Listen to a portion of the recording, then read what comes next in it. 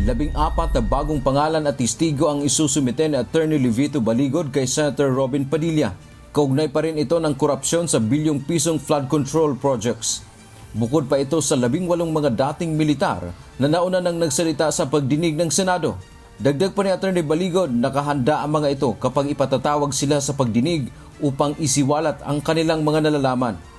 So, nailabas na po namin ang 18, ipapaimbita namin ang 14 pa, at kung hindi pa ho kayo kontento, ay meron pa pong 7 na handang magtestigo rin. Ihuhuli ko lamang po yung 7 dahil nasa isang maselan silang kalagayan. Sa consultative meeting kahapon ng Blue Ribbon Committee sa pangunguna ni Senator Erwin Tulfo, hindi dumalo ang 18 dating sundalo. Nais ng grupo ni Baligod na huwag pangunahan ni Senator Erwin Tulfo ang pagdinig ng komite.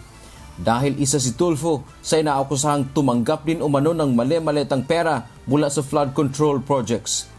Inaakusahan siya, pero siya rin ang mag-iimbestiga at eventually siya rin ang magdedesisyon.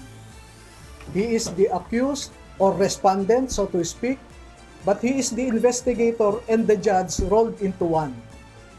Pero sabi naman ng Senator Tulfo, handa siyang ibigay sa Vice Chairperson ng komite ang pangunguna sa pagdinig.